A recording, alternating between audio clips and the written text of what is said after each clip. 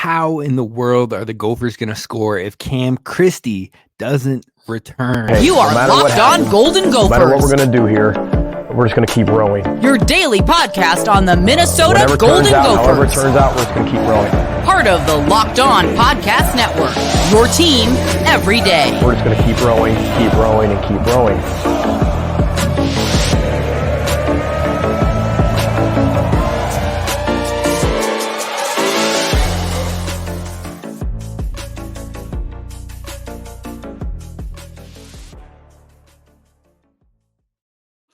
What's up, Gopher fans? You are listening to Locked On Golden Gophers, part of the Locked On Podcast Network, your team every day. My name's Kane Rob, host of the podcast, former collegiate football video coordinator and recruiting assistant, here to talk Golden Gophers with you each and every day of the week, Monday through Friday. Today, we're going to talk a whole lot of men's basketball. Tomorrow, first thing in the morning, we're going to dive into the football team. We'll talk about Max Brosmer. We'll talk about that safety room, and we'll talk about the latest transfer departure, which was a quick one for the Gophers. Now, tonight, I should say, we're focusing on the men's basketball team and how they're going to score. We're going to talk about option A on if Cam Christie stays, and option B if he does not and he ends up going to the NBA. How will the Gophers find a bucket? And let me tell you, option B is a little bit scary. Now, after that, we're going to dive into Trey Edmonds, who is a transfer prospect visiting the Gophers this weekend. And then finally, we're going to talk about Elijah Hawkins visiting Texas Tech and why I think that makes no sense for him moving forward. Now let's jump in. We'll talk about the scoring options for Minnesota when it comes to dropping the ball in the hoop, and that is looking at option A with Cam Christie. If he stays, things look pretty bright in my opinion. You've got Dawson Garcia, number one scoring option again. As we saw last year, he averaged about 17 points last year. If he can take it up even just a slight bit and continues to build on his numbers, get towards 19, 20 points per game, not only will he be a first-team all-conference player for the Big Ten next year, but I think he would help lead and guide this team to a tournament, hands down, bar none. So if you have that and you have a guy who's averaging about 20 points a game, that's huge in its own right. And hopefully that happens regardless of whatever happens, option A or option B. But beyond that is where it starts to get concerning. Now in option A, it's not bad because you have Cam Christie, who had over 11 points a game last year as a true freshman, and he would be your scoring option number 2. And I would fully anticipate that he takes it up a bit in his scoring, because if he's coming back to Minnesota, it's coming to build on his draft prospects. Coach Ben Johnson would know that. Cam Christie would know that. And I think they would scheme up a lot more looks for him, more touches for him, more designed plays meant for him to get him free. And they'd probably draw up looks to get him showing strength getting to the cup, which is definitely a question mark in his draft prospects for this upcoming NBA draft. I know that's one thing that scouts have a question on, because he was one of the least effective players when it came to finishing at the rim or driving to the rim. So in the pull-up game, he's great. Three-point game, he's great, but he hasn't shown much as a guy who can drive in to the cup and score as a finisher. Now, that's something he could add by getting stronger and taking that element into his game next season, which should also help him take up his points because of more looks and looks on the inside, which should lead to more buckets. So I think he could average close to 14, 15 points a game, and that would definitely help him on the draft side of things, but it would help this Gophers team when it comes to scoring, because you know you have two players that can be more isolation creators, that can be the shot clock is running out and we need to get the ball in their hands because they can make the magic happen. But outside of those two players, I don't know if anybody else on this roster has that type of game that could help the Gophers in tough situations or when the scoring seems to run dry. Who is the guy who gets the ball in his hands? We know Dawson Garcia will be that, but Cam Christie being another one of those players that plays in a far different position only helps elevate this offense moving forward. So with him, things don't look too bad. Beyond that, you've got Frank Mitchell and Isaac Asuma, who probably step into that third player scoring role, both of them kind of in the same tier as your next scoring options that can get looks and opportunities, or they can attack where the opportunity presents itself, but neither would be seen as an ISO scorer or a shot creator. So it's not something you have to put the pressure on them to do, but they would probably get a lot of touches and looks throughout the period of the game. Then beyond those two, your next tier of scorers would probably be Mike Mitchell Jr. and Brennan Rigsby, both of them seen as kind of floor spacers, shooters, guys who can knock down the three and who could get hot from any given game and get hot from deep and ride the hot hands in those type of situations. So some games they might score 20 points because they're hitting a ton of different deep shots or mid-range jumpers and what have you. Those are kind of your streaky shooters, your supplement scorers in Mike Mitchell Jr. and Brennan Rigsby. And then beyond that, you have Parker Fox, who can score where the opportunities present themselves, but nothing is forced. It's just naturally when it frees up. So some games he might have 12 points a game, and other games he might have 4 points a game. It just is how the cookie crumbles. And then you've got Caden Betts, who, if he gets more time, if he gets the opportunity on the floor, I think he can fall anywhere between that pace and space shooting type with Mike Mitchell Jr. and Brennan Rigsby, or he could fall into the Parker Fox role of just depending on how he translates and transitions into the game, however things free up, that's where he takes his scoring opportunities. So he's a little bit of a question mark for me. But if you go to option B, that's where things get shaky because we just described all of this, but you don't want Frank Mitchell or Isaac Asuma right now being your secondary scorer because they haven't proved that they can do that consistently on a night in, night out basis. Plus, Mitchell can't really shoot the three. Frank, that is the center, can't really shoot the three. So that's going to be an issue at times. And then Isaac Asuma as a true freshman, who knows which parts of his game translate right away and up to speed and which parts continue to develop as he goes throughout the season. You don't want to put too much on his shoulders from the get-go, especially being possibly the only facilitating type point guard on this team. He will probably be the guy leading the offense and setting up scores and things like that. So you don't want to force him into a must-have scoring position as well. That could be detrimental or put him behind the 8 ball in his development, in my opinion. So this is where Minnesota would need to prep, and that's where they should start to prep right now for just in case Cam Christie goes pro. They need to have an option who can be that secondary scorer if needed, and if Cam Christie does in fact return, that this person could then be the third option, and you let Frank and Asuma be that fourth tier below, which only helps you have them be more supplementary as opposed to guys you have to have 10 plus points from a game. So if we can find one more player, I love Ken Evans as a potential fit. I haven't checked if he's actually signed anywhere yet, but I knew that the Gophers were high on him. He is the type of player, a guy who has averaged 18.8 points per game. Aiton Wright is another player who scored nearly 15 points a game. That type of guy who can get the scoring going and can create. And if Cam Christie leaves, he can be the secondary next man up option who can create on the isolation, who can be a shot creator when the clock is ticking down and you have to find a bucket. That is the type of player Minnesota has to find in the portal coming up. If they don't, that's where things could go awry if Cam Christie keeps his name in the NBA draft conversation. Now, a lot of the offensive prowess and the balance right now teeters on Cam Christie's decision. If he stays, it will be a good situation for the Gophers for the most part. If he goes, I'm not sure Minnesota is currently built to handle that blow now that Elijah Hawkins is gone, because Elijah Hawkins wasn't a guy who's going to blow you up in this box score when it came to points per game, but he could have taken a step up from his 9.5 points per game to 12, and that would have been sufficable in tandem with Dawson Garcia. And then you have your Asumas, your Frank, your Rigsby, your Mike Mitchell Jr., all those guys having more supplementary scoring around that, and then Elijah Hawkins being more used in that pick and roll game, being able to free up the big man Frank and other bigs that are on this team, throwing the oop up to Parker Fox. That would have provided more scoring opportunities with a guy who transitions so nicely and sets up his teammates fluidly. But if you don't have that type of point guard on your team, you need players who can create their shot on their own. And right now, beyond Dawson Garcia, if Cam Christie doesn't come back, the Gophers could be in a lot of trouble in that position.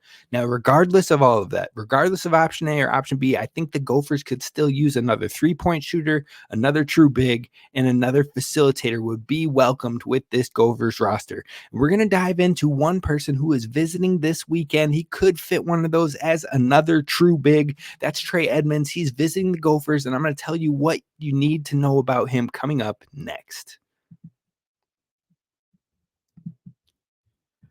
First, I want to talk to you about our friends over at First, we got to talk about the app that you need to download right now if you haven't done it already. And that's our friends over at Monopoly Go, because it's Monopoly on the go, just like the name says, but it's so much fun and it takes it beyond your classic Monopoly because you can play with friends either with them or against them. You can team up with friends for time tournaments where you work together to build up each other's boards and thus leading to more prizes, bigger winnings, and what have you. Or you can play against your friends and use different emojis to taunt your friends and smash their buildings or heist their vaults when you take their money. All of that at Monopoly Go. Plus, it feels new and exciting every day with constantly changing tournaments and challenges. And they have each of the boards have their own unique mini games like digging for treasure or robot pachinko machines. So definitely give it a try. There's always something new happening with Monopoly Go. And if you want to discover that and more, download it today for free over at your Google Play Store or the App Store. It's game on with Monopoly Go, and you definitely want to meet me over there and rise your way up the leaderboards. All right, Gophers fans. So if you love Minnesota sports, if you can't get enough of your Wolves who just swept the Phoenix Suns, your Vikings who just got through the draft and got their franchise quarterback, and the Wild getting ready to rebuild for next season, the Minnesota Gophers who we're talking football, women's basketball, men's basketball, and more. Definitely check out all the latest Minnesota stories over at Locked On Minnesota Sports. That's Locked On Minnesota Sports. You can get all of your latest and breaking news for all things Minnesota. And on top of that, you can catch us over there with the live post-game shows after Gophers football games. You're definitely going to want to tap in. It's a 24/7 streaming channel over on YouTube. Be sure to subscribe over there. But let's talk about Trey Edmonds from UTSA, who is visiting the Gophers this weekend. He hits the transfer portal. He's a big man who started 32 games for UTSA last year. Now he has 1 year of eligibility left. He is strong as all get out. He's a big dude, stocky, kind of a little bit beefy, but he's got some nice muscle to him. Now he is a guy who averaged 7 points per game last year, 5.8 rebounds per game. You would love to see him get some more rebounds as more of a post center player, but overall 5.8 isn't terrible. Now he is a terrible free throw shooter. I'm not going to pull any punches there. 44% isn't going to cut it at any level. So he's going to have to clean that up. That is a flaw of his, but he would be a player that's coming to hopefully be more of a rotational big for the Golden Gophers. Now, like I said, he's a stockier build, 6'10", center, super thick, and you would love for him to be a rotation guy off of the bench and sub in for Frank Mitchell. Now, he still would be maybe undersized compared to some bigs in the Big Ten, but overall, he's a player that can get creative in the post, and he really has a feel for the game around the rim. But if you stretch even just a little bit out of that, outside of the key, all of a sudden you got a guy who is a liability on offense. He can't hit a jump shot. He can't hit a three-point shot. He has not attempted a three-point shot in his college career. So he can be somewhat limited in the offensive scoring game. And he is good in the pick and roll, so hopefully Asuma could get that going with him. But with Elijah Hawkins not on this team anymore, that kind of takes a little bit of that pizzazz and that element out of our offense right now until we are able to add another playmaking point guard along with Asuma who comes up to speed. But overall, I think he could be a decent fit for the Gophers as a big man coming off the bench. Now, he shot 56% from the floor last season. Prior to last season with UTSA, he had played 2 years with Utah Tech. He didn't get a whole lot of time or experience there. He didn't score above 3 points per game in either of his 2 years with Utah Tech. So overall, he could bring some front court depth, and he has some welcome size, but he is very limited in his ability to score, especially outside of that key area where he can clean up out in the glass. Now, he isn't much of a rim protector, only averaged about 0.4 blocks per game last year. So he doesn't have that defensive presence that we've gotten used to with Pharrell Payne or that Frank Mitchell will bring to the Gophers, but he is a guy who could at least hold his own. He might not play every game, but he could definitely help in situations of foul trouble or taking on a taller, bigger bodied big man in the Big Ten. Now, of all of these players, if he does commit That means the Gophers would have 10 scholarships in use of the 13 available scholarships for the basketball team. Now, you would still need some youth to keep around after this upcoming season, and you would need at least one point guard facilitator type to add to this team, but things are starting to come together. We'll see if it comes together nicely enough to get to the NCAA tournament, but you're doing what you can in this crazy new college landscape. Now, of those 10 scholarship players, again, this is if Cam Christie returns, and this is if Trey Edmonds commits. Of those 10 scholarship players, only 4 would likely be back for the next season. You've got Asuma, who would have 4 years of eligibility. You have Mike Mitchell Jr., who only has this year, and then he'll be done. Cam Christie, who would likely leave after next year to go pro.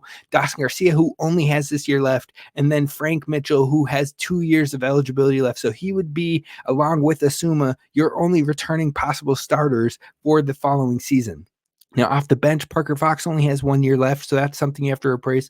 Brennan Rigsby has 1 year left. That's something you have to replace. And then you have Grayson Grove, who will have 4 years of eligibility, and Caden Betts, who has 3 years of eligibility. So, the Gophers still have some work to do, especially with that Elijah Hawkins departure. They need to find another point guard. They need to find 1 or 2 more youthful players that could be along for the long run, but also maybe contribute here and there in this upcoming season. That's going to be important for the Gophers because 1, 2, 3, 4, 5, at least 5 players, possibly 6 players if Trey Edmonds comes through, that are going to be off of this roster in 1 year. That's a lot of players that you need to make up and fill for in the class of 2025, which you don't have any commits in right now.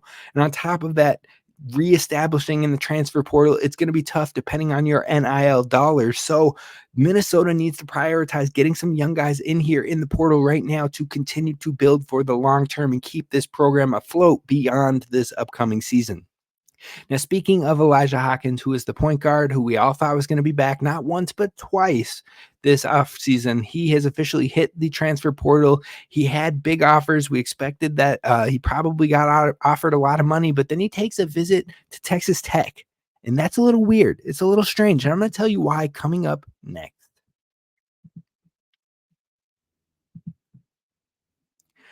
First, let's talk about our friends over at FanDuel because it's playoff time in the NBA, the NHL, and baseball is in full swing. So you've got all sorts of opportunities to bet on every single game out there. And if you're a real